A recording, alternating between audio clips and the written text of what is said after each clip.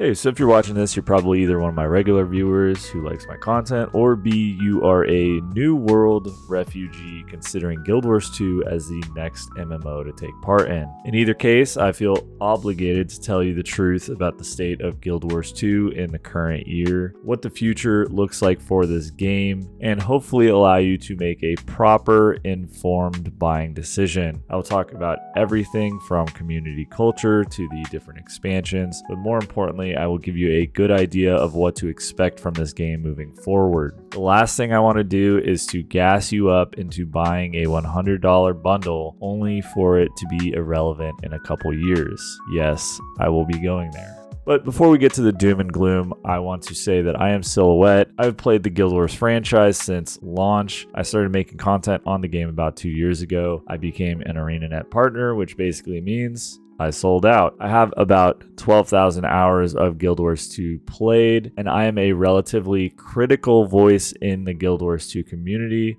who will actively point out things that are wrong with the game as well as things that are right. While it may seem like so you just like shitting on the game, I don't like it, but when everybody else is going to tell you that we're going to have 100 years of Guild Wars 2 and 100 seasons, 100 expansions, I have to be that guy that says, yeah, okay, grandma, let's get back to bed. But enough about me. Let's talk about Guild Wars 2. It's a good place to start if you are into New World. There are a lot of similarities and there's some differences. The biggest similarity is that it is a buy-to-play MMO and it is available through Steam. The Arenanet launcher has its own benefits, but you likely played New World through Steam and you can do the same thing with Guild Wars 2. Secondly, it is largely focused around a vast open world.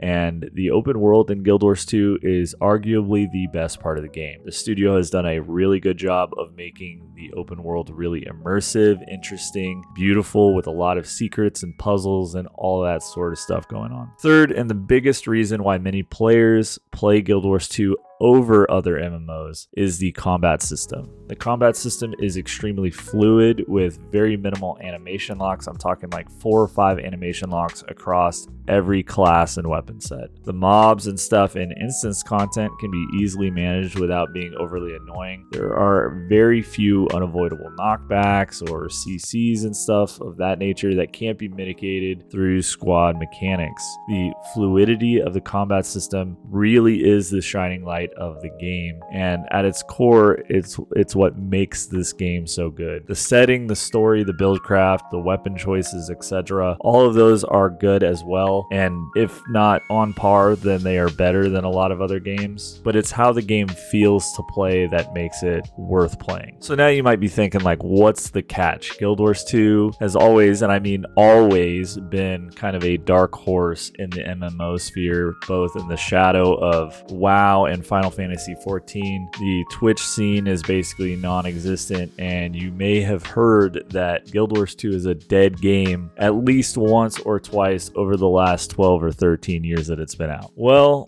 the main problem is that Guild Wars 2's marketing team has been asleep until last year. And I mean literally non-existent marketing, which is only half of the problem. The other half of the problem is that the studio had revamped their development cadence about 5 times over the last 13 years. Additionally, we had a period of musical game directors where you had Mike A, Mike B, and Mike C, and so on, rotating through the game director position.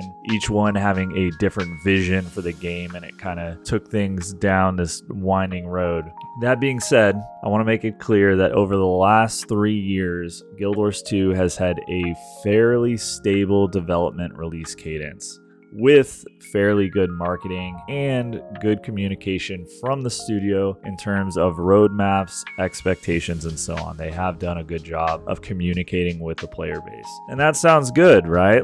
Things are on the upswing. Well, that is yet to be seen. Unfortunately for you, my humble viewer, if you are considering Guild Wars 2 in 2025 or 2026, you are a little late to the party. Not in terms with catching up with the existing player base. You can do that in literally 25 hours. The game is a horizontal game, so you don't need to worry about gearing or anything like that. Realistically, if you wanted to just buy the game and boost a character, you can play endgame content in literally 1 minute. You won't know what's going on, but you can do it. What I mean by a little late to the party, is that Guild Wars 2 in its current development state is essentially in a pseudo maintenance mode development cadence. And I know that maintenance mode is a very hard word. It's in a weird seasonal release cadence that's very hard to describe. And it has been in this state for the last 3-ish years. We do get regular expansions, which are very moderately priced at $25 a year. And the expansions do give us quite a bit of content for that price range. Oftentimes they add in a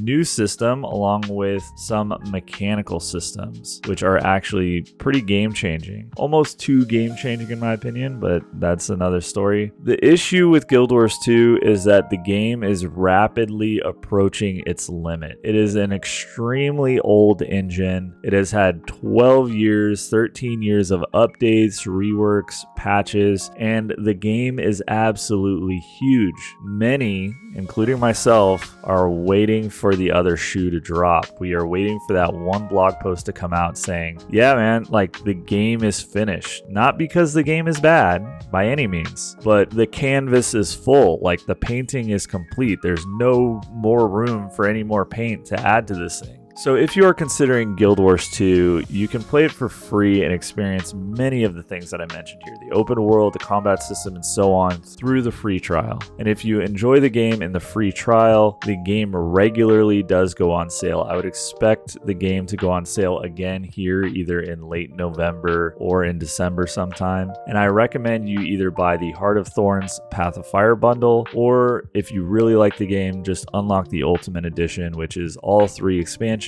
plus the Living World seasons, and that one goes on sale for like $50. That is the best way to buy the expansions. It would give you more than enough content that you could ever hope to complete before we learn about the future of the game that we love. Now, I wish this wasn't the case, and I don't have any inside information on what is going on, but the last thing I want to see for you is to run into any number of the overly positive and optimistic videos that gas Guild Wars 2 up as a game that is going to persist forever, which really most of the player base believes that the game isn't ever going to shut down like the way that New World is being shut down. Guild Wars 1 is still up and fully playable after 20 years of being online. It is likely that the studio will 100% keep Guild Wars 2 online even after their next project is formally announced. But that next project is likely going to be coming sooner rather than later. So it might be worth waiting instead of having your game die and then literally a year or two picking up Guild Wars 2 and it goes into actual full maintenance mode. That'd be kind of fucked up, right? So anyways, I just wanted to put this out there. There are many voices of the MMO space that would definitely recommend this game. I'm one of them. It is a fun game to play, but they might not actually be in tune with the game the way the more invested player base is. So with that, I wanted to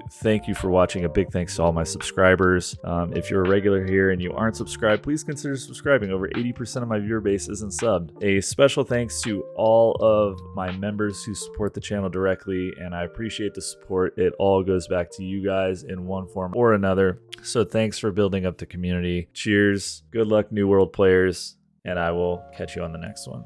Peace.